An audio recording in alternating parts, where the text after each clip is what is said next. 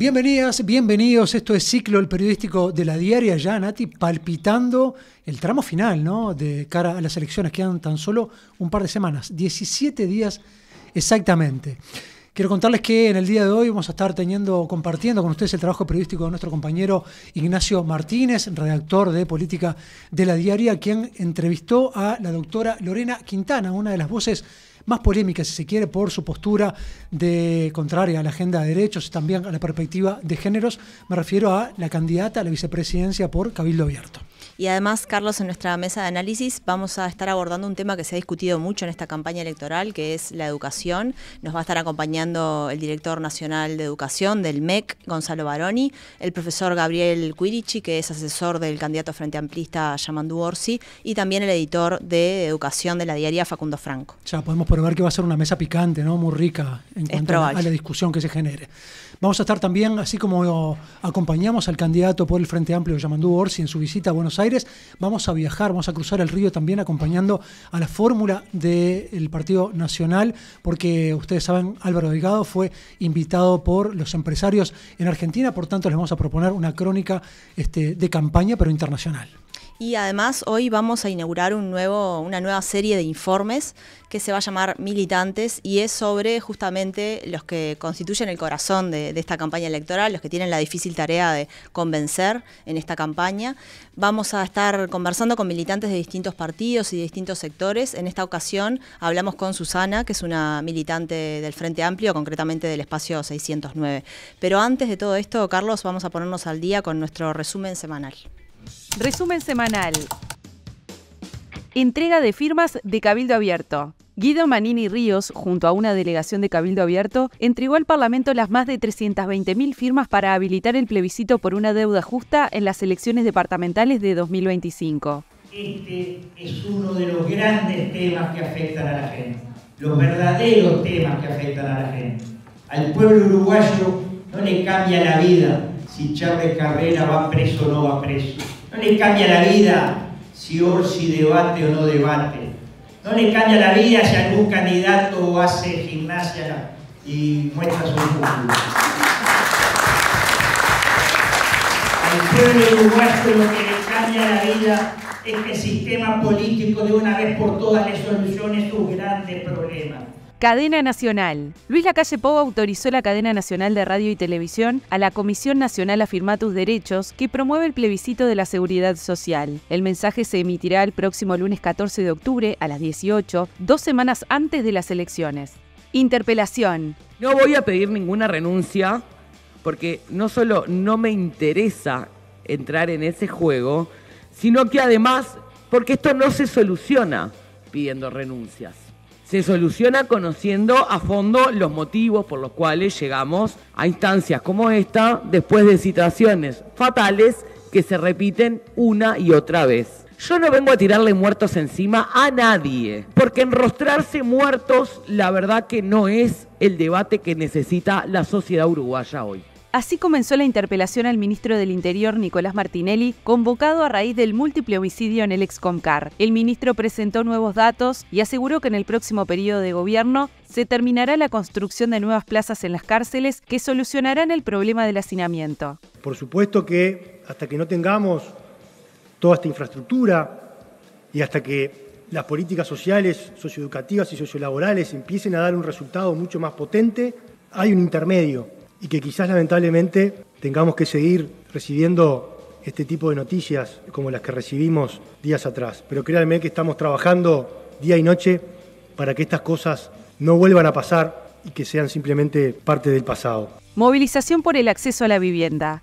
El colectivo Ni Todo Está Perdido convocó a una movilización para exigir soluciones en materia de vivienda. Se presentó un documento hecho por organizaciones sociales y académicos de la UDELAR en el que se plantean 17 propuestas para mejorar el acceso a la vivienda, incluyendo el aumento de la inversión pública en vivienda social y la creación de un parque de vivienda pública para alquilar.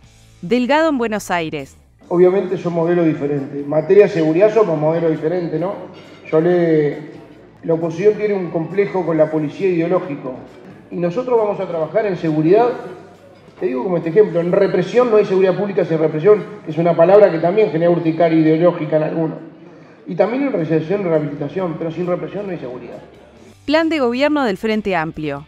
Carolina Cose afirmó en Ciclo que el Frente Amplio presentará su programa de gobierno después de las elecciones de octubre. Ante esto, el sector de Yamandú Orsi aseguró que ya cuentan con un documento de 200 medidas concretas que parten de las bases programáticas y que si se llega al balotaje se pondrá toda la carne en el asador. Arasatí.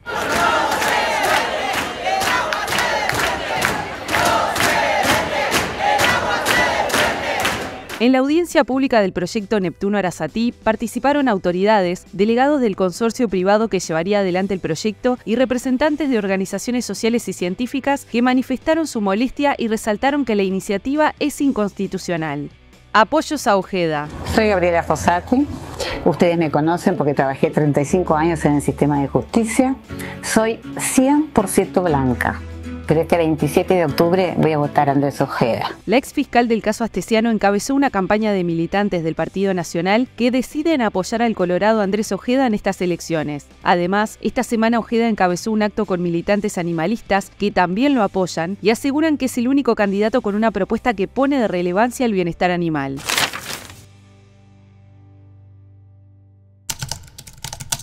Tal como lo anunciáramos más tempranamente, vamos a compartir el trabajo periodístico de nuestro compañero, entonces, Ignacio Martínez, parte de la redacción de política de La Diaria, porque estuvo entrevistando a la doctora Lorena Quintana, la candidata a la vicepresidencia por Cabildo Abierto, compañera de fórmula de Guido Manini Ríos.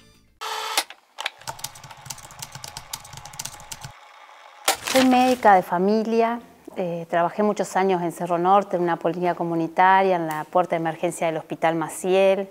En especial, trabajando en estos dos lugares, me empecé a involucrar más con el tema del tratamiento de las adicciones. Estos dos lugares son lugares donde venían todos los días, todas las guardias, y en la policlínica siempre una madre o algo. Y ahí empecé a estudiar el curso de posgrado en tratamiento de las adicciones.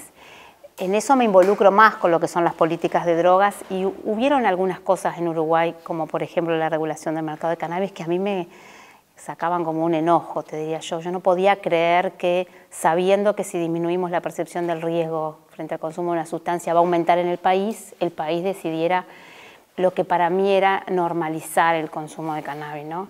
Y además la regulación del recreativo y el medicinal a la misma vez, o capaz que el cannabis es el mejor analgésico dentro de unos años, ¿no? Pero eso no tiene nada que ver. Regularlo a la misma vez iba a generar en el imaginario social que capaz que también me hace bien el recreativo. Empezaron a pasar algunas cosas que, si bien yo a la política la veía como algo que nunca quería estar, me parecían todos, no voy a decir la frase, pero no, me parecía algo que no quería hacer, no sé, me parecía que nunca eran jugados, que no decían ni de qué partido son de fútbol, no vaya a ser que los contrarios no los voten, no sé, tenía como esa imagen, entonces no quería ocupar un lugar en la política, más allá de que vengo de una familia que estaba en política. Pero empezaron a pasar otras cosas, sin duda que toda la educación sexual con perspectiva de género, yo decía eso de ciencia no tiene nada, luego soy médico, ves a la gente, hace más de 21 años que atiendo pacientes, vi el cambio en la cultura de los adolescentes y jóvenes en cuestión de años, entonces eso me hizo decir, bueno, ¿por qué no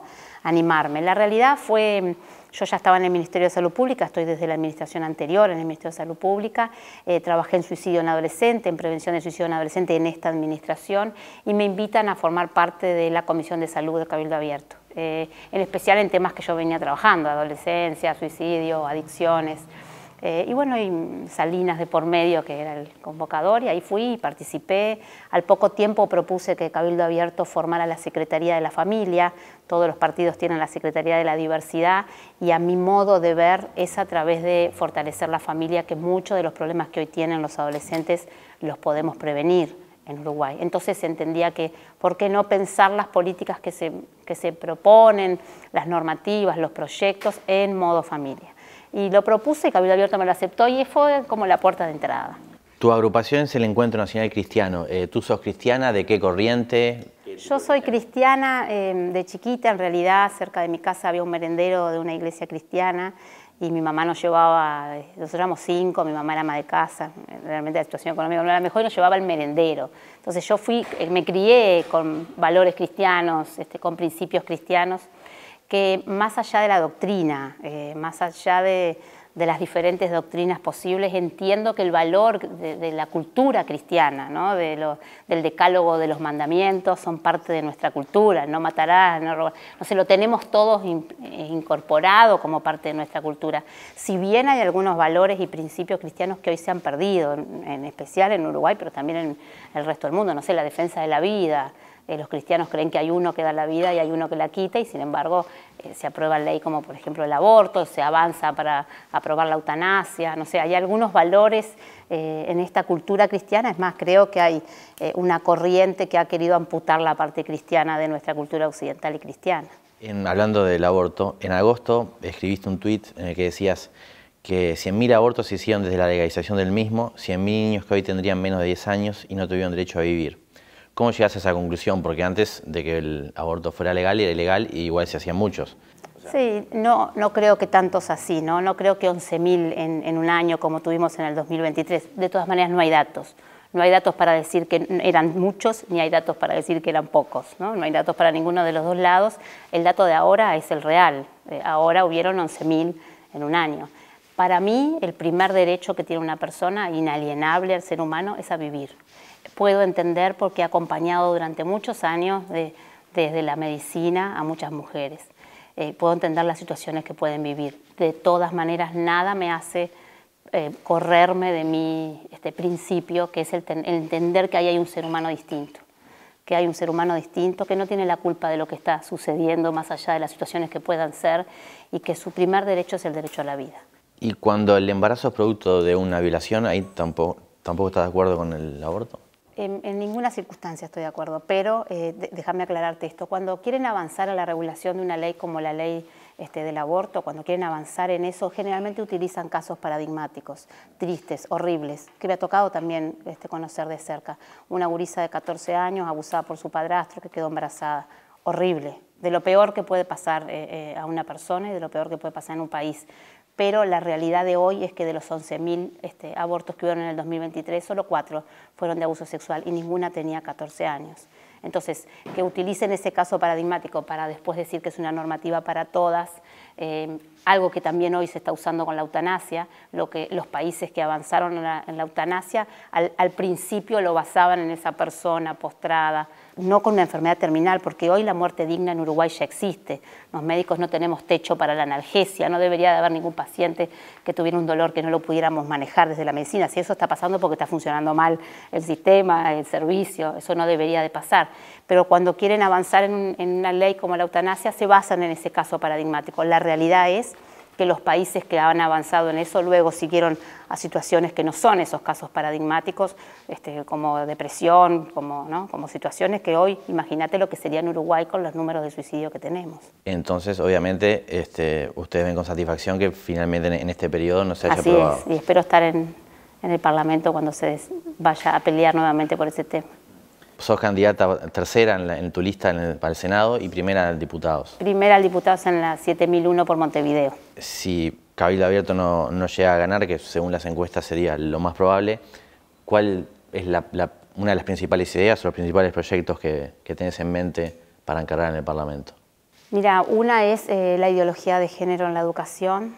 Otra es la ley de violencia de género, creo que es una ley injusta y discriminatoria, una ley donde el varón desde el día 1 es culpable y no importa lo que diga porque no va a ser escuchado, no importa las pruebas que traiga porque no van a ser tenidos en cuenta esas pruebas. Me he reunido con familiares, me he reunido con las ONG que están trabajando con este tema y realmente las historias que hay son una película de terror. Creo que es una ley que permite la denuncia falsa, sobre todo cuando ya en su artículo dice que ante la duda la mujer tiene razón, ¿no? Y hemos visto historias realmente donde no siempre la víctima es la mujer, ¿no? Es verdad, porque he trabajado y es verdad que la violencia doméstica existe, es verdad que la más violentada es la mujer, es verdad. No quiero decir que no, y son situaciones realmente complejas. He acompañado, es más, hice alguna vez algo que salió en la revista del Sindicato Médico, además sobre la violencia hacia la mujer, desde la vivencia de la historia de los pacientes. O sea, no quiere decir que eso no exista, pero no puede existir en Uruguay una ley discriminatoria, una ley que permite denuncias falsas. Puedes arruinarle la vida a un hombre, cualquiera de nosotras. Le podemos arruinar la vida a un hombre y la ley nos acompaña. Entonces creo que nadie está libre, porque todos tenemos un hermano, un sobrino, un primo, un padre que le puede pasar algo de esto. Ir contra la ley de violencia de género sería una de las acciones. Así como en el tema del aborto hablabas del caso paradigmático, que son pocos, también puede pasar lo mismo en el caso de la ley de violencia de género, que las denuncias falsas son las mínimas, ¿no?, que hay al lado de las verdaderas. Lo primero es que en el aborto se utilizaron los casos paradigmáticos para abrirle la puerta a la decisión de quitarle la vida a tu hijo en tu vientre. Y lo segundo es que una ley permite que existan denuncias falsas y vos le arruinás la vida a una persona con una denuncia falsa, permitido por una ley. Son cosas bien distintas. Y lo otro, he tenido reuniones con comunidades de abogados y lo que me dicen es que no son para nada tan mínimas, son muchas más de lo que nos imaginamos.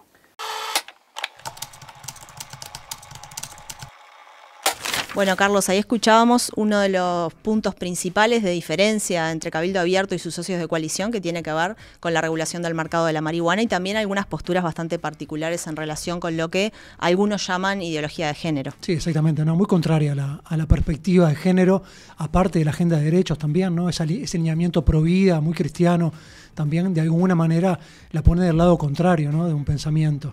Y poniendo además el caso de, por ejemplo, una adolescente de 14 años abusada por su padrastro, ella considera que incluso en esos casos tampoco corresponde proceder al aborto, si bien entiende que es una situación muy compleja. Recuerden que toda esta entrevista van a poder leerla completa en la web de La Diaria. Y ahora, Carlos, vamos a ir a esta segunda parte de la entrevista de Ignacio Martínez a Lorena Quintana. Uruguay fue el primer país de América Latina en aprobar la adopción de niñas, niños y adolescentes por parte de parejas homosexuales, algo en lo que vos no estás de acuerdo. ¿Por qué no estás de acuerdo?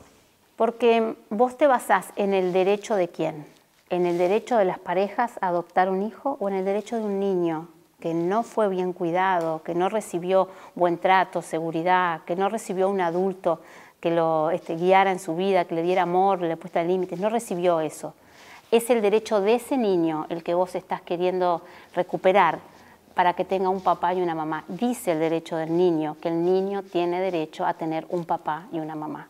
Nosotros desde la salud, desde la psicología y desde la salud hemos pasado años. Hay revistas pediatrics, muchas, que analizan la ausencia de una de estas dos figuras, cómo repercute en la persona. Entonces vos tenés una persona que se crió sin su padre, por la razón que quieras, y vos en su adolescencia, y te diría que en su adultez, podés ver características que tienen que ver con la consecuencia de la ausencia de su figura paterna. Y también al revés. Entonces, a pesar de que la madre haya hecho lo posible para ser padre y madre, entonces, ¿por qué si sabemos eso? ¿Por qué si el derecho de niños a tener un papá y una mamá no lo podemos brindar? Si vos me dijeras, no hay parejas heterosexuales en Uruguay queriendo adoptar, bueno, ahí estamos hablando de otro tema. Pero hay 4 años de espera. Entonces no es que hay una ausencia de parejas heterosexuales. ¿Por qué a un niño le vamos a quitar la posibilidad de tener un papá y una mamá? Somos distintos, hombre y mujer somos distintos. Nuestra característica a la interna de la casa es distinta. ¿Y qué pasa si un niño es adoptado por 2 mujeres o 2 hombres? No, tiene la ausencia de la otra imagen. ¿Y por qué? Tras que no tuvo la posibilidad de tener un buen hogar donde nació, y vos, al derecho que vos estás cubriendo es el derecho de ese niño a tener un papá y una mamá. Es mi manera de ver el tema. Entiendo que pueda traer de controversias, entiendo que quizás la gente, las parejas homosexuales no estén de acuerdo conmigo. Bueno, yo velo y miro por el derecho de ese niño a tener un papá y una mamá. Y desde la salud hemos analizado esto por años y la ausencia de una de esas dos figuras trae sus consecuencias. Entonces, ¿por qué? ¿Cómo pensás que debería ser la educación sexual? Basada en ciencia, no en ideología, basada en lo que la ciencia estudia. Creo que no está bueno que yo le diga a un niño que no nació ni mujer ni hombre, que nació neutro, que su sexo fue designado por el médico al nacer, que su sexo es una construcción social, que tiene que decidir lo que quiere ser. Eso no es ciencia. La ciencia dice que desde que estás en el vientre de tu madre y hasta que encuentran tus huesos, cuando lo encuentran, van a decir, era hombre de tantos años. Eso es el es. Soy lo que soy, no soy lo que siento. En especial en la educación de un niño. En un niño, hasta los 10 años, es un cerebro inocente, es un cerebro inmaduro, no tiene todavía esa percepción. Hay parte de su cerebro que no ha madurado, que está en vías de desarrollo. En realidad no tendríamos que enseñarle sexualidad a un niño, tendríamos que enseñarle a cuidar su cuerpo. ¿Qué sensación te dejó que se encontraron restos desaparecidos en el batallón 14? Mira, de la historia de nuestro país, para mí hay dos cosas que no tienen defensa, que son indefendibles.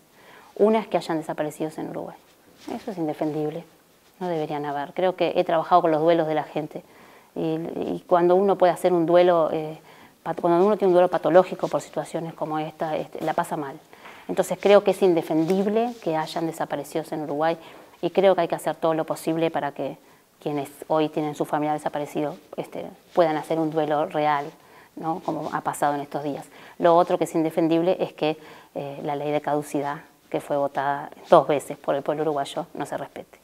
Creo que son dos cosas de la historia reciente, y te digo, no soy una experta en la historia reciente, vengo de la medicina, pero creo que esas dos cosas son puntos que en Uruguay se tendrían que haber respetado y bueno, que no tienen defensa, no tienen defensa. ¿Crees que las Fuerzas Armadas deberían al menos pedir perdón por el terrorismo de Estado? Yo creo que las Fuerzas Armadas han sido juzgadas. Hoy tenemos presos que han sido juzgados. Sin embargo, quienes lograron cambiar el repertorio y ahora parece que fueron héroes y lograron los mejores cargos de gobierno, que también fueron asesinos, porque esos fueron asesinos también, esos no fueron juzgados. Entonces no, creo que este país buscó una amnistía. Cabildo Abierto ha sido el socio más díscolo de la coalición, de hecho el presidente vetó algunos de sus proyectos o artículos. ¿Cómo lo ves eso? ¿Pensás que en un futuro se podría ir de la coalición? Bueno, creo que Cabildo Abierto entiende que hay que ser parte de la coalición, que hay que ser coalicionista. Habrá que intentar convencer a nuestros socios de muchas cosas que no compartimos. Ha quedado claro que hay muchas cosas que no compartimos y no hablamos de drogas todavía, ¿no? No hablamos del tema de las adicciones, que es un tema no menor. Pero entiende que para poder lograrlo hay que ser coalicionista y que tendremos que sentarnos a negociar. Quizás lo que va a cambiar en relación al gobierno actual, y bueno, es que desde el día 1 vamos a estar en esa negociación presentes con nuestras propuestas. Cabildo Abierto es un partido nuevo, nace unos meses antes de la elección del 2019, esas negociaciones sin duda que no imaginaba cómo iba a ser el futuro. Creo que ahora hay otro Cabildo Abierto, ¿no? ¿Qué te diferencia de los otros candidatos a vicepresidente? Bueno, creo que algo que me he visto en este tiempo es que dicen cosas en el medio, o sea, que en realidad no sabes bien de qué lugar están. Yo creo que conocer cómo piensa otra persona en la política es de lo más difícil que hay. Es más, salí a decir que era de Peñarol, porque soy de Peñarol, y vamos ahora que se nos viene a ver si logramos ganar, soy de Peñarol, y a veces decís, ¿cómo puede ser que los políticos ni siquiera se animen a decir de qué cuadro son hinchas, por las dudas que algún fanático del otro partido no me vote? O sea, a ese extremo, cuanto más en temas como los que estamos hablando ahora, ¿no? Entonces, a veces no dicen lo que verdaderamente piensan, porque no sabemos a veces lo que piensan, por las dudas de no perder un voto. Creo que como soy nueva, medio gato chico, ¿no? No conozco peligro, entonces la realidad, en todos los temas que hablamos, digo lo que pienso.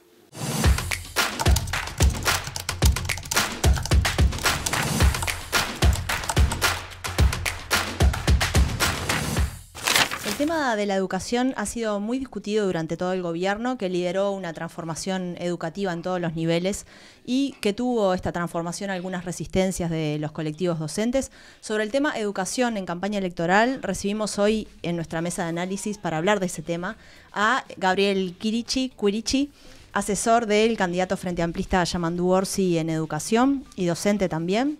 A Gonzalo Baroni, es director nacional de educación del Ministerio de Educación y Cultura y también es asesor del Partido Nacional en temas de educación. Bienvenido, Gonzalo. Muchas gracias. Y bienvenido también Facundo Franco, editor de educación de La Diaria.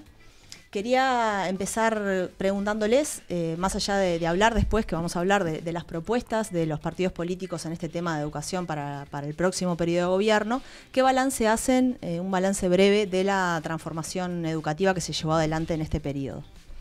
Bueno, primero que nada, la importancia de que, como tú destacabas, Natalia, en este quinquenio se ha hablado muchísimo de educación, y se ha hablado muchísimo de educación a favor, en contra, en algunos casos con aspectos críticos, en algunos casos un poco más constructivo, porque este gobierno, desde la campaña electoral, siendo una propuesta clave de Luis Lacalle Pou en su momento y todo su equipo, siempre se llevó adelante como una prioridad y con una agenda de cambio bien marcada, una hoja de ruta que está escrita, que se llevó adelante y que hubo momentos que tuvimos la necesidad de reconfigurar algunos aspectos porque pasó algo que creo que todos lo tenemos bien claro, que fue la pandemia. Luego también pasaron algunas situaciones a nivel nacional, presupuestales, de ingresos, de caja y demás, que también repercutió en las políticas públicas en general. Y eso lo que ha hecho fue reconfigurar nuestra hoja de ruta, que en definitiva hemos cumplido buena parte de ella y que entendemos que hay varias condiciones que están dadas para continuar en un segundo quinquenio en caso de seguir esta línea y que muchas cosas tienen que mantenerse en caso de que haya un cambio de gobierno, porque entendemos que era necesario algunos cambios profundos en estos años. Una pregunta, Gonzalo. Gane quien gane, digamos, en el caso que gane la coalición, según los distintos partidos, ¿va a ser el mismo grado de continuidad de la transformación o dependerá un poco de quién sea el candidato ganador? Si te referís específicamente dentro de la coalición, yo creo que tenemos un gran potencial de acuerdo. No me gustaría entrar de politólogo ahora, me parece que está bastante claro quién podría llegar a liderar la coalición nuevamente, pero además tenemos una línea de diálogo que se ha estrechado en estos 5 años con los distintos partidos de la coalición. Por lo tanto, yo vengo con el programa del Partido Nacional, pero sin embargo ya estamos en diálogo con todos los partidos y de hecho muchos de los aspectos son en algunos lados muy coincidentes y en otros muy complementarios. Bueno, yo creo que la transformación educativa ha sido un intento que no ha tenido resultados a la vista de grandes cambios, salvo algunas cuestiones vinculadas a, por ejemplo, los números de los grados, de pasar de llamar séptimo a primero liceo, pero ahora con la contradicción de que en los mismos institutos tenemos cuarto, o sea, terminan noveno y pasan a primero, y proponer un sistema único de currícula a través de las competencias que ha generado una burocratización y un exceso de trabajo que no siempre ha tenido el resultado esperado y además que va en contra de una de las cosas que es más importante y que se ha reflejado también en cómo se dio la transformación educativa, y es que no ha tenido la participación en instancias de construcción del programa de los colectivos que yo creo que hay que tener cuidado acá con la cuestión de poner que los colectivos son un freno, son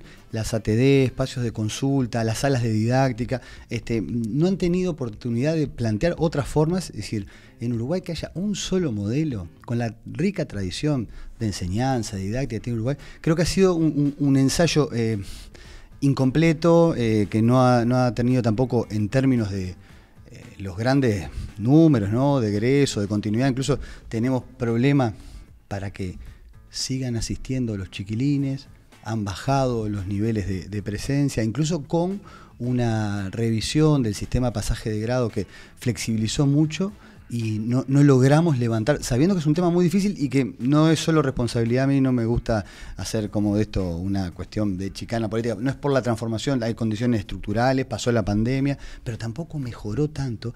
Y hay un asunto más que Gonzalo no lo tocó, pero porque bueno, esto es ida y vuelta, ¿no?, pero que me parece muy importante, de la transformación como un problema muy, muy grave, es la transformación de la formación docente, que estaba camino a ser universitaria.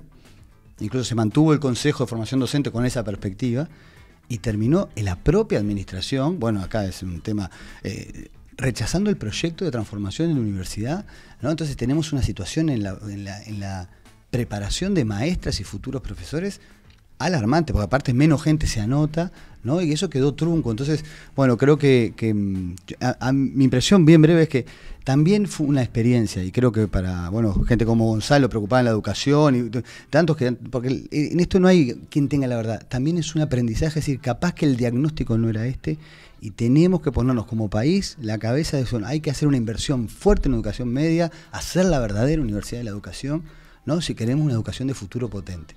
Vos, Gonzalo, hablabas de que considerabas que había sido un avance la transformación educativa. ¿En qué indicadores ves vos ese avance, teniendo en cuenta un poco también lo que plantea Gabriel?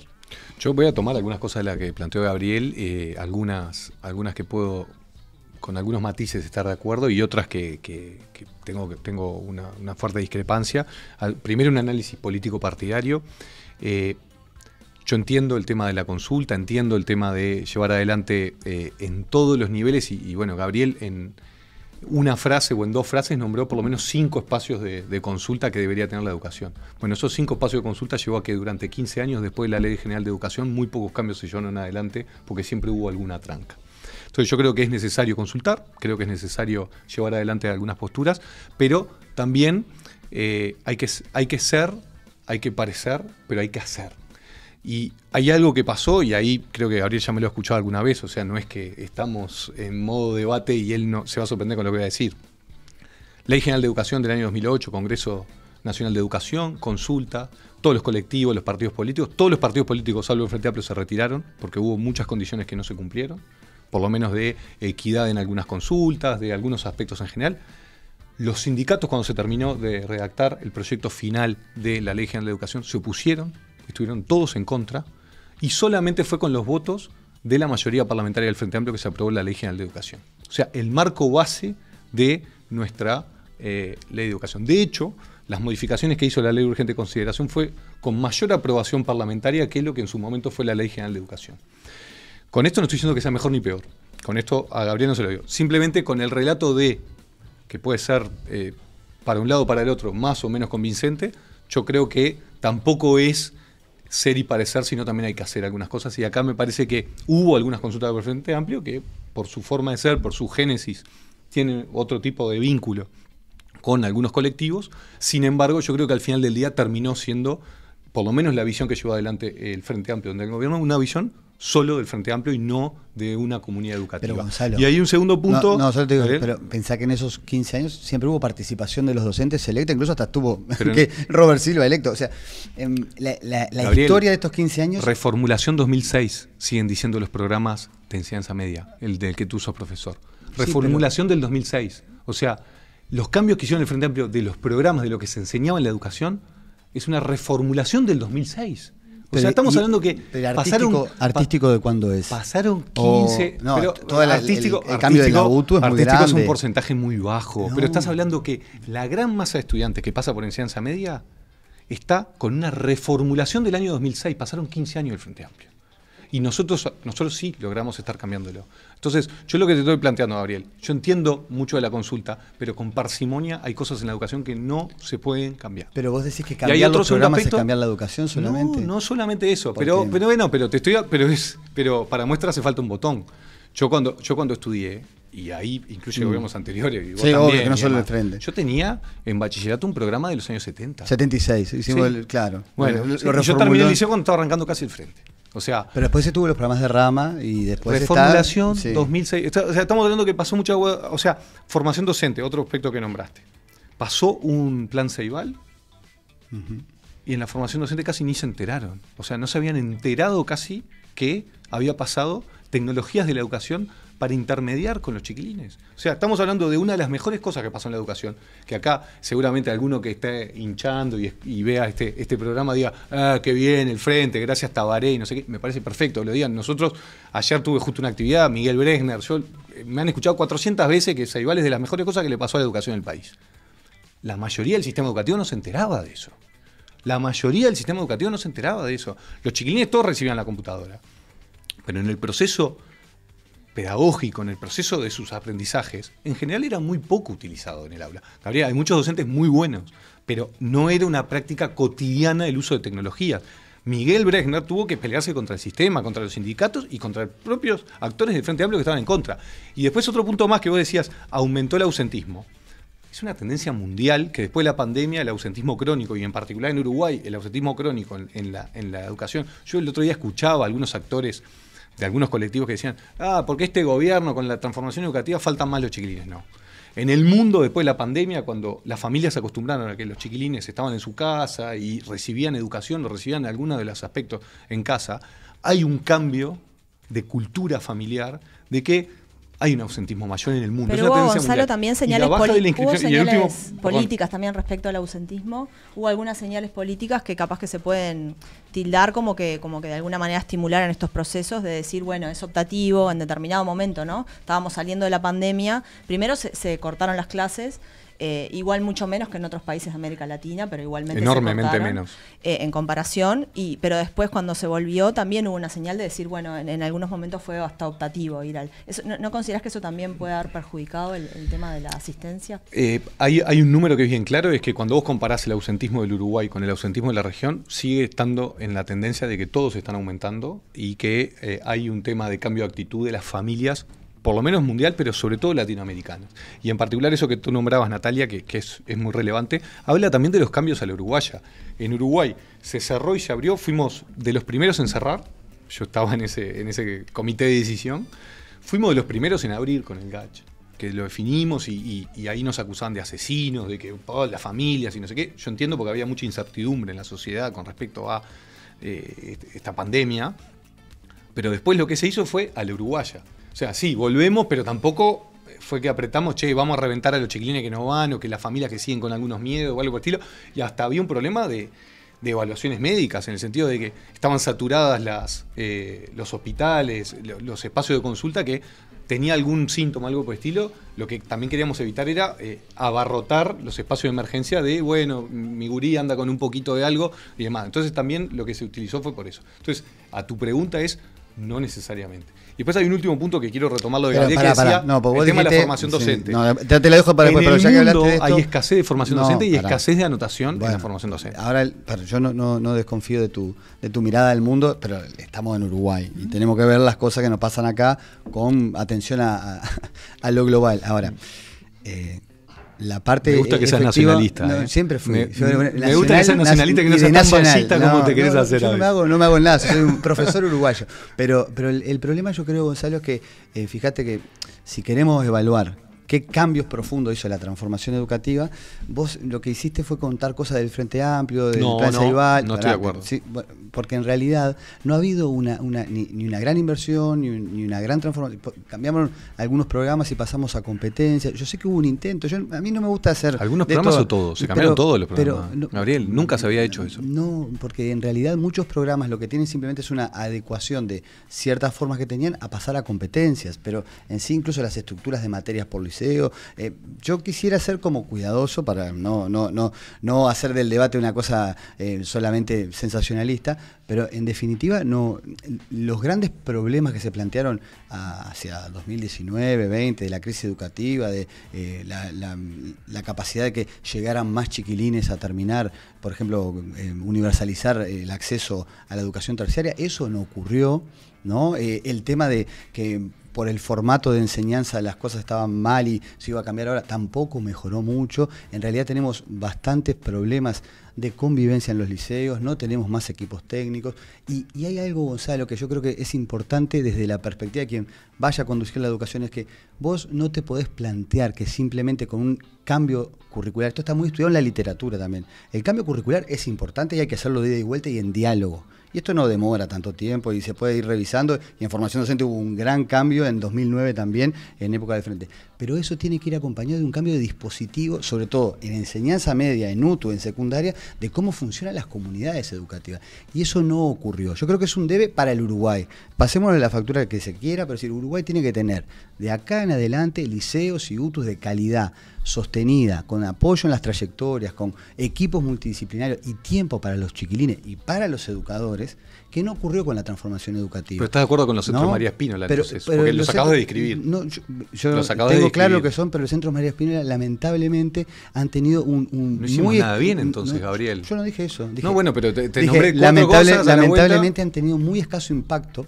¿No? Y eso es un gobernamos la educación prácticamente 3 años, o sea, con posibilidad de cambio. Con posibilidad de cambio casi 3 años. Y vos sabés que hay literatura también, o sea, tú me lo explicaste a lo profe, yo te explico a lo profe. Sí. Hay mucha literatura en la política pública en general que muestra que el ciclo de las políticas educativas en general es muy corto para que entre en los 5 años y para poder explicar en un puerta a puerta. Gabriel yo, Gonzalo, que soy militante, voy, golpeo puertas y la gente me pregunta, ¿y qué pasó en la educación? Es difícil de explicar. Y lo sabés bien. Nos quedan muy poquitos minutos y me gustaría poder dedicarlos a que ustedes brevemente le cuenten a las personas que nos están escuchando y viendo cuáles son las propuestas de los partidos políticos que integran para la educación, tratando de olvidarnos un poco de este balance que, bueno, seguramente fue incompleto. No, y aparte eso parece que la historia va a enriquecer después, ¿no? Claro, precisamente precisamos más elementos, etcétera, pero bueno, ¿cuáles son las propuestas centrales que, si ustedes pudieran resumir, que hacen sus partidos de cara al próximo periodo en educación? Bueno, nosotros fundamentalmente lo que proponemos es aumentar la inversión en educación con 4 componentes que son claves a nivel como intergeneracional, ¿no? Es decir, cubrir toda la primera infancia.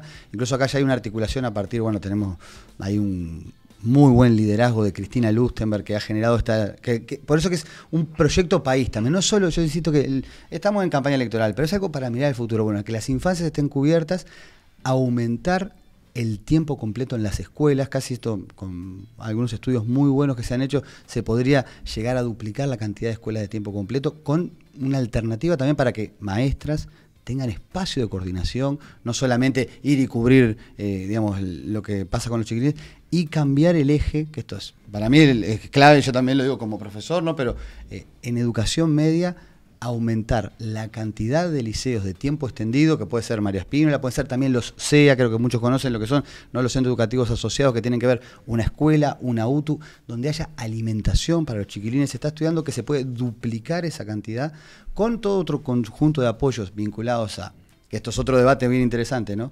Sostener, no dar al final, sino sostener con apoyo escolar, con las becas, ¿no? Con esa posibilidad de que, sobre todo en las zonas donde más vulnerable es la población económicamente, las familias puedan sostener el ir. Esto que decía Gonzalo, que es una tendencia mundial o no, me parece interesante verlo, pero nosotros como Estado tenemos que ir a buscar a las familias que no mandan a los chiquilines y ayudarles a que eso ocurra, pero al mismo tiempo darle tiempo pedagógico a los docentes para que estén en una comunidad educativa estable, que puedan no solo dar horas de aula, que este es otro tema que no cambió, ¿no? Sino que tengan tiempo para estar con tutorías, para que tengan deporte, para que haya una integralidad en la formación de educación media de calidad públicamente para todos. Y por último, pero se engancha esto, la otra propuesta es la Universidad de la Educación. O sea, Uruguay tiene una posibilidad que es fantástica. Yo siempre lo digo porque también a veces lo perdemos de vista. Hay más de 30 institutos en todo el país,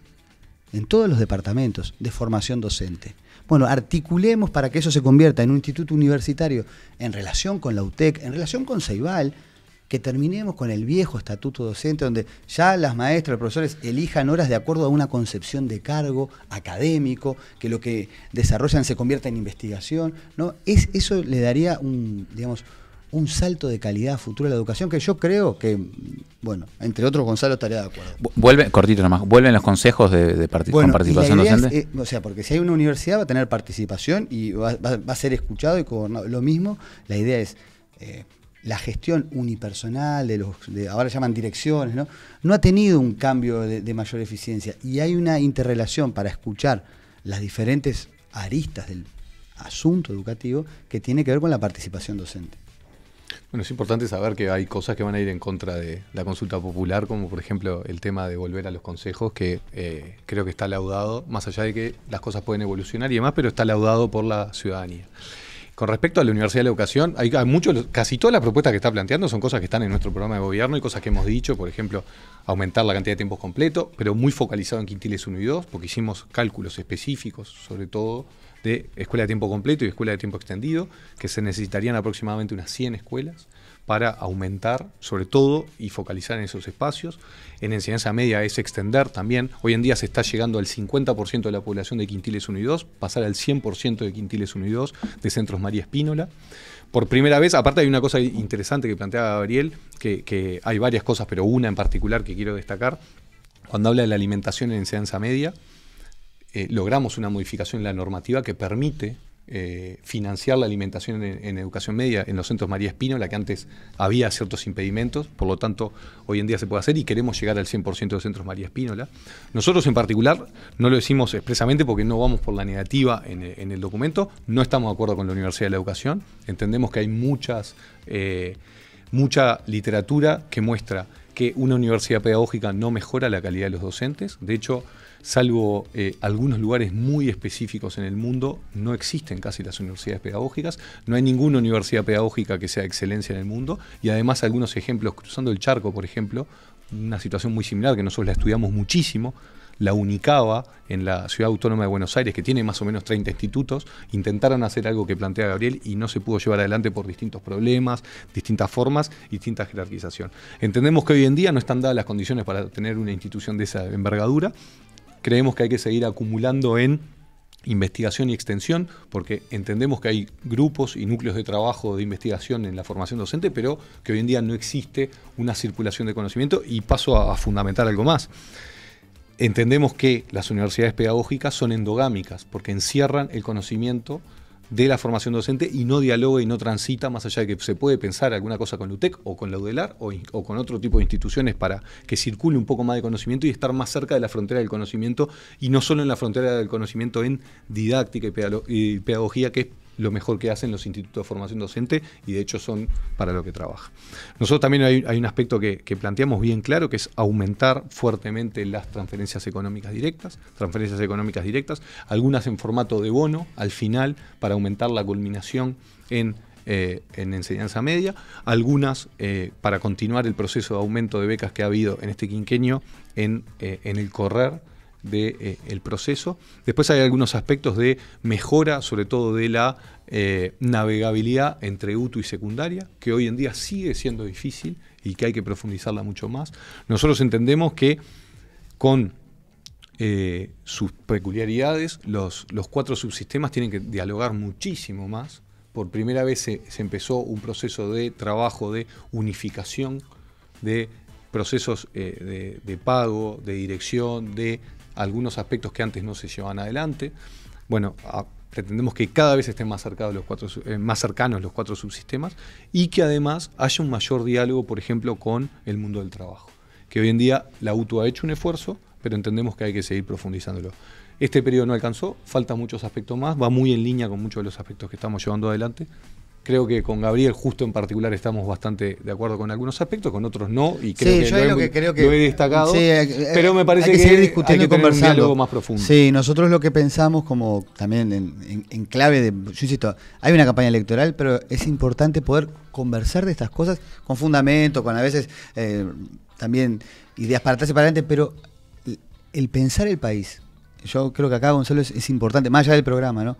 Con una universidad global, donde lo educativo sea parte, yo creo que es clave para el desarrollo, más allá del programa Sonoy, porque la universidad de la educación no tiene por qué ser endogámica. Si está vinculada con la UTEC, con institutos universitarios del país, si está vinculada con la Intendencia y con la UDELAR. Esa es la clave. No necesitas ser universidad para eso. Hoy en día lo que pasa es que, vos lo sabés muy bien, un estudiante de formación docente va con sus papelitos y va a la UDELAR, a la UTEC, estamos hablando de las públicas, ni que hablar, o sea, hasta las privadas son un poco más flexibles.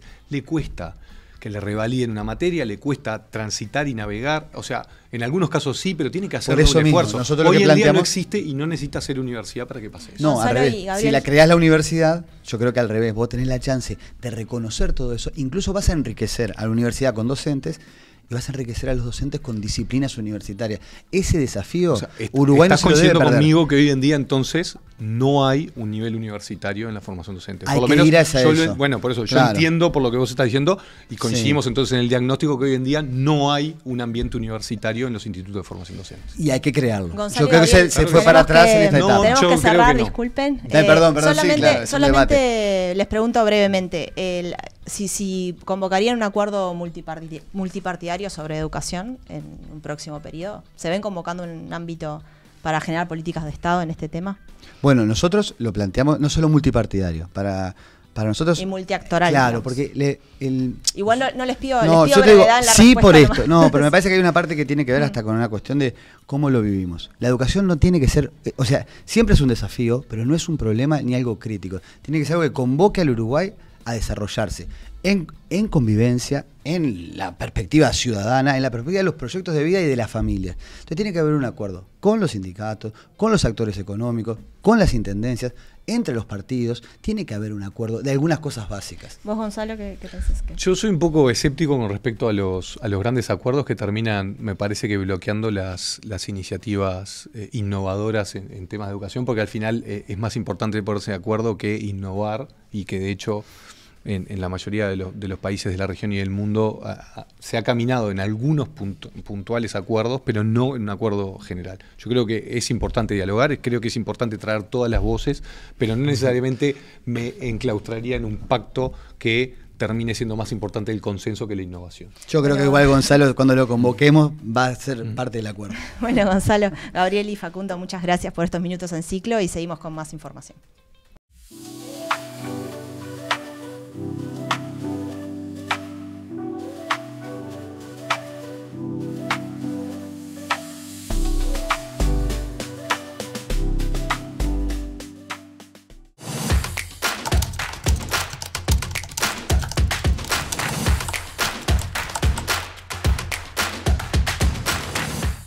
Los candidatos políticos de los distintos partidos suelen ser los protagonistas de la campaña electoral. Sin embargo, el motor, quienes mueven de alguna manera todo el engranaje, bueno, son aquellos que se dedican a la militancia, ¿no? Aquellas personas que dedican su tiempo y todo su esfuerzo para hacer que el candidato o la candidata llegue a ganar. Por eso en Ciclo quisimos dedicar un espacio exclusivamente para estos individuos, para estas personas que hacen toda esa labor, ¿no? Muchas veces incluso desde el anonimato. Sí, para eso, Carlos, nuestro equipo estuvo recorriendo comités de base, locales partidarios, clubes políticos. Vamos a hablar con militantes del oficialismo y también de la oposición. En este caso vamos a escuchar el testimonio de Susana, que es militante del Frente Amplio.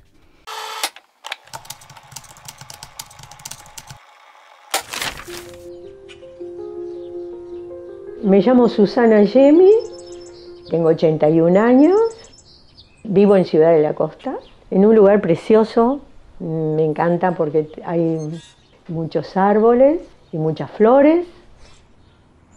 Yo empecé a militar desde muy chica. Yo en realidad hace muchos años que vivo acá, pero soy de Canelones, pero de la parte del Rincón del Colorado, para el lado de Cerrillos, para aquel lado. Entonces, en aquella época, en ese lugar, había una sociedad de fomento rural. Y yo tenía 14 años, más o menos, o por ahí.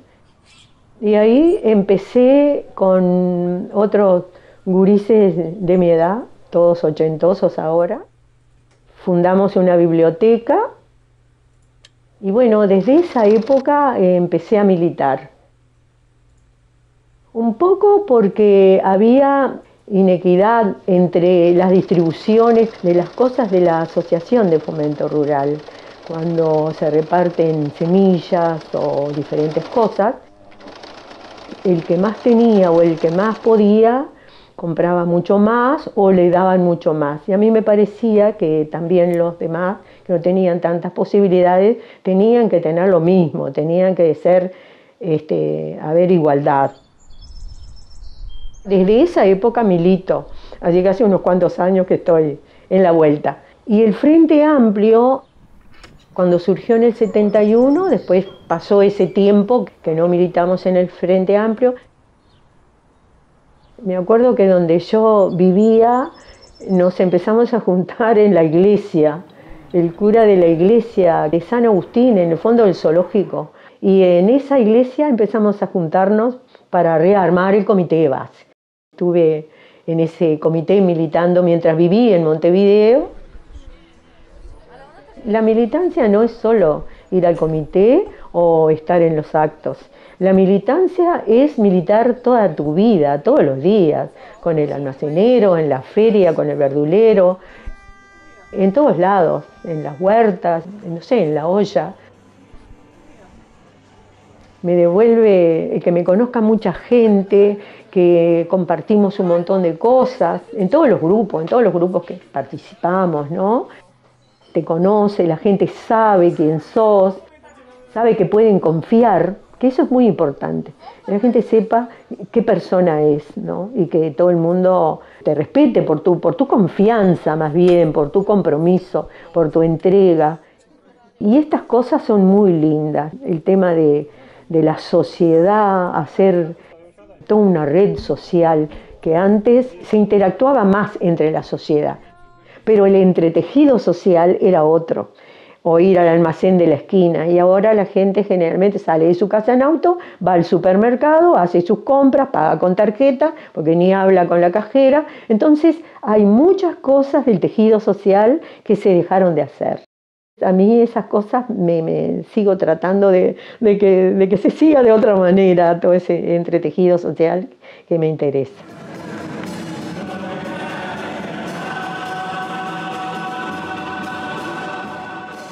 No me veo si no estoy donde estoy.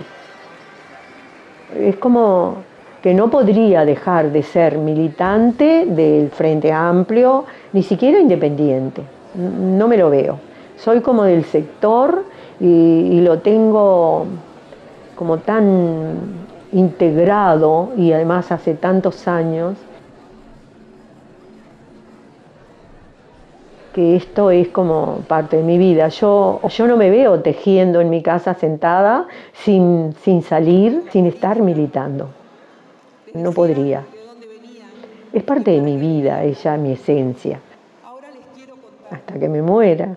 Mientras tenga, que pueda, voy a estar militando siempre. La vida es la vida. Para mí es mi vida. Me emociona, esto me emociona. Y bueno, militaré así la vida entera.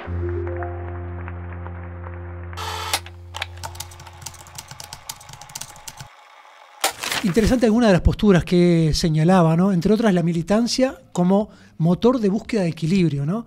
Por otro lado, la militancia cuerpo a cuerpo para retejer los vínculos sociales. Hay un montón de funciones que hace justamente la militancia. Es el que tiene contacto, ¿no? con la ciudadanía, con el pueblo, con el tejido social, justamente. Y también la gratificación personal que supone para las personas que la ejercen, ¿no? Totalmente. Hay gente que dedica su vida, ¿no? Como en el caso de ella, ¿no? Esta es mi vida la militancia, no puedo concebirla sin eso. Seguimos con Ciclo.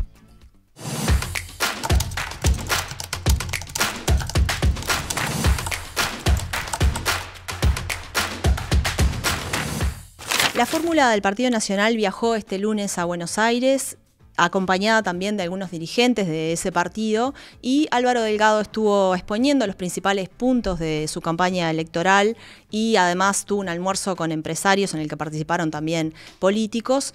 Nuestro equipo de Ciclo estuvo en Buenos Aires con la fórmula nacionalista y se los traemos en esta nueva crónica de campaña.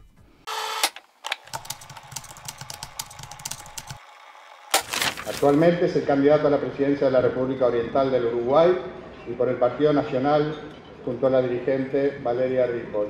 Nuevamente, sea usted muy bienvenido, muy buenas tardes y muchas gracias.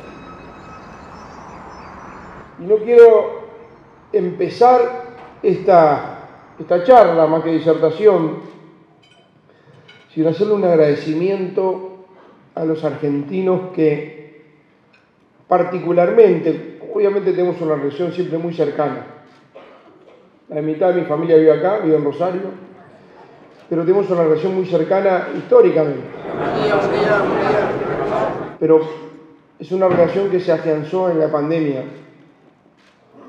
con récord de residencias, de gente que iba no solo a invertir, sino a vivir en Uruguay. En este mismo espacio hemos recibido días atrás al candidato por el Frente Amplio, el profesor Yamandú Orsi. En esta es una elección quizá de la más importante de los últimos tiempos, es una elección diferente, porque acá no es Orsi versus Álvaro. Acá es una elección donde están en juego dos modelos diferentes, no somos lo mismo, dos modelos diferentes. Tiene que ver entre el futuro y el pasado. Y obviamente, que además del presidente de la continuidad, quiero ser el presidente de las certezas, de la unión, de la tolerancia, de la libertad, del respeto, esos valores que el Uruguay lo tiene muy afincado y que algunos lo están queriendo limar. Pero sobre todo quiero garantizar el futuro. Destacamos la fortaleza institucional que tiene Uruguay. Sus políticas públicas trascienden los cambios de color político en la alternancia de los gobiernos. Vamos a ser un país como siempre fuimos, amigable con el extranjero, agradecidos con el extranjero que nos acompaña, que nos ayuda, que invierte y que vive con nosotros. Siempre los tomamos cuando van al Uruguay como hermanos y gran parte de nuestro desarrollo económico tiene que ver también con el aporte que los argentinos hacen cada vez que van a nuestro país. Obviamente son modelos diferentes. En materia de seguridad somos modelos diferentes, ¿no? La oposición tiene un complejo con la policía ideológico. No confía en la policía. No le dio respaldo político y no le dio respaldo jurídico. Nosotros le dimos respaldo político y respaldo jurídico. Con legítima defensa, creación del delito de insulto a la policía, permitir pedir la cédula en la calle. Y nosotros vamos a trabajar en seguridad. Te digo como este ejemplo, en represión no hay seguridad pública sin represión, que es una palabra que también genera urticaria ideológica en algunos. Y también en reinserción y rehabilitación, pero sin represión no hay seguridad. Quiero que al Uruguay le vaya bien. Y para que le vaya bien al Uruguay, también a Argentina le tiene que ir bien. En términos políticos, en términos de estabilidad y en términos económicos. Así que le deseo el mejor proceso del mundo. Se lo deseo por convicción y también se lo deseo por interés. Muchas gracias, Álvaro. Muchas gracias. Gracias a todos. Gracias y mucha suerte. Nos vemos en noviembre. Nos vemos en noviembre.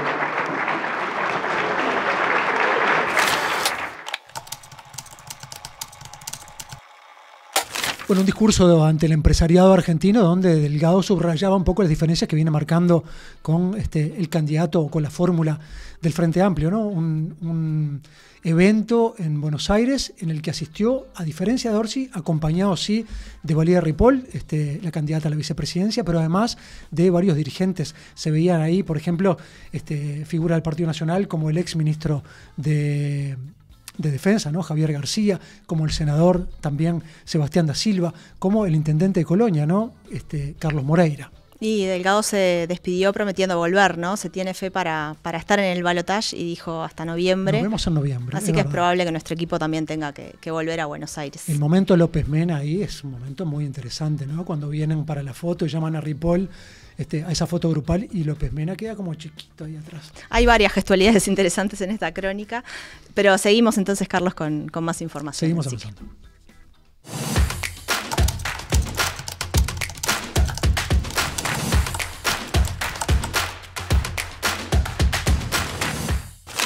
Y está ya con nosotros Brian Maglin para compartir los últimos chequeos que se ha hecho de desinformación en el equipo. Hoy con dos protagonistas de la campaña, ¿no? Por un lado Cose, por otro lado Andrés Ojeda. Así es, tenemos protagonistas centrales de la campaña a pocos días de las elecciones. Esta vez vamos a hablar en principio de un explicador, si se quiere, aunque a nosotros nos encanta poder desarticular una desinformación o decir si algo es verdadero o es falso o engañoso en tal caso.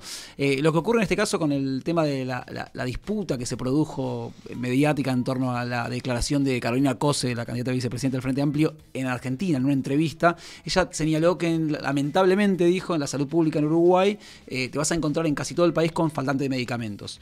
La respuesta, no digo más precisiones porque era una entrevista donde estaba hablando de muchas cosas, la respuesta del director de ACE, de Leonardo Cipriani, no se hizo esperar, obviamente fue contundente, le respondió primero en X con una serie de posteos y un hilo, donde el problema, digamos, o la polémica se suscita porque no solamente le dijo que los datos contrastaban la realidad con relación a lo que ella postulaba, sino que además le dijo que era una desubicada, que no tenía idea, que no sabía sobre salud, que no opinara sobre un tema que no sabe, y nada, la tildó de mentirosa. Nosotros lo que hicimos fue verificar los datos que brindó Cipriani y después sí contrastar efectivamente con la situación de si efectivamente están faltando o no medicamentos en algunos lugares, porque sabemos que esto fue una denuncia y una polémica que se suscitó o que ocurrió durante los 5 años de gobierno, los casi 5 años de gobierno de esta coalición. Entonces fuimos a los datos. Lo que dijo Cipriani es verdadero en el sentido de los datos que brindó. Fuimos a la Dirección Nacional de Medicamentos de ACE y le pedimos información y nos brindaron una información muy contundente que dice que se aumentó la cantidad de compra de medicamentos por parte de ACE y del Estado y de la Salud Pública en un 40% en unidades. Pasaron de 195 millones de unidades en 2019 a 271 millones de unidades en 2023, con lo cual esto es verdadero, y a la vez significó a pesos corrientes, actualizado por inflación y demás, un aumento de casi el 50% en inversión en dinero, ¿sí? De 2.900 millones de pesos hasta casi 4.500 millones de pesos en el año 2023. Esto, sin embargo, uno podría decir, bueno, ¿cómo se explica entonces que estén faltando medicamentos en algunos lugares o las denuncias que vienen posterior? Porque incluso en nuestra nota, cuando explicamos esto, muchos comentarios nos fueron llegando, con algunos nos comunicamos, con otros no, diciéndonos, bueno, sí, ok, pero en tal lugar, en tal zona está faltando algo de todo esto. Ahí lo que hicimos fue ir a las respuestas que dio en su momento ACE y volver a hablar realmente con Cipriani y demás, en meses previos y en años anteriores, donde efectivamente ellos reconocieron un problema con faltante de medicamentos, no tanto en términos de que no hubiera compra o que no se alcanzara a comprar lo necesario, sino hablaban de problemas con la distribución y problemas en la gestión de la entrega de medicamentos, e incluso llegaron a habilitar un plan piloto que a fines de 2023 e inicios de 2024 se llevó adelante, donde algunas farmacias comunitarias o privadas a nombre de ACE podían entregar medicamentos con recetas de ACE y demás cuando hubieran hecho un acuerdo previamente con el organismo. Esto demuestra que efectivamente fue un problema a lo largo del tiempo la entrega o la existencia de medicamentos en los lugares necesarios, pero no podemos hablar de que hubiera un faltante generalizado y tampoco podemos decir que esto sea porque no haya medicamentos, porque efectivamente el aumento en el presupuesto, en el gasto y en la compra existió. Incluso fuimos a la Asociación de Laboratorios y les pedimos también algunos datos y ellos refrendaron el aumento. Ellos señalaron, no son los únicos que venden medicamentos obviamente, que entre 2007 y 2023 el aumento en unidades se produjo, fue un 32% de aumento de venta de unidades que ellos proveyeron al Estado, y hablan de 36 millones de unidades. No son los datos que brinda ACE, sino los que brinda la Asociación de Laboratorios, que es una de las partes que entrega y produce estos medicamentos. Bien, pasamos al otro tema que ya es un falso, ¿no? O sea, lo que involucra de alguna manera a Andrés Ojeda. Sí, parece que me gusta como lo que dije al principio, ¿no? Como decir falso y bueno, un poquito pasa, un poco se pica un poco ahí una declaración pública y dice, bueno, ¿para qué está diciendo? Lo que ocurrió con Ojeda, sí, en este caso nosotros consideramos que lo que dijo fue falso. Él señaló en una entrevista algo que llamó la atención de varios usuarios de redes sociales que lo pusieron, lo expusieron y lo manifestaron en sus cuentas, que es que dijo que con el IRPF, con las escalas y con el aumento de algunas escalas, si uno recibe un aumento muy grande de dinero, puede empezar a cobrar menos de lo que cobraría sin ese aumento. Esto es una denuncia que muchas veces circula, sobre todo en Argentina, porque eso es verdad, en el impuesto a las ganancias, como está estipulado en Argentina, por el tema de las escalas, si uno pasa una determinada escala, puede ser que ocurra esto. En el caso uruguayo fuimos a analizar el impuesto al IRPF, que se impulsa desde 2007 en Uruguay con el cambio y la reforma tributaria, y esto no es así, ¿sí? Lo que dijo Ojeda es falso, porque si bien es cierto que uno puede aumentar de escala y puede, por ejemplo, hasta los 43.240 pesos, que es el mínimo no imponible, uno no tributa nada. A partir de ese momento uno tributaría un 10%. Te pasás de la franja. Exacto. Recién a los 61.000 pesos pasarías a la siguiente franja, que es del 15% de la tributación.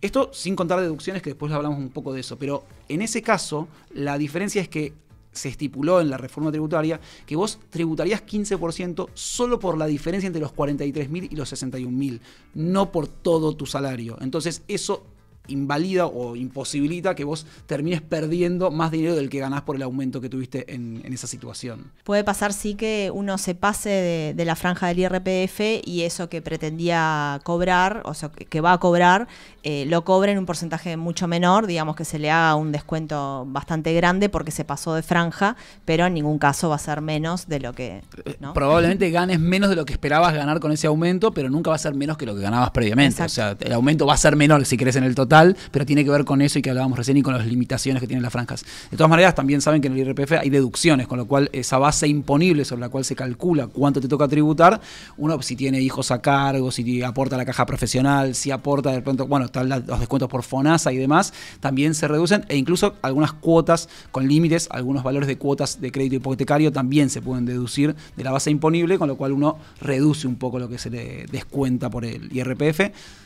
Otra vez, más allá de que efectivamente pueda pasar en alguna situación particular que el porcentaje que esperabas ganar al pasarte de franja sea un poco menor, nunca es cierto que al aumentarte el salario terminás cobrando menos.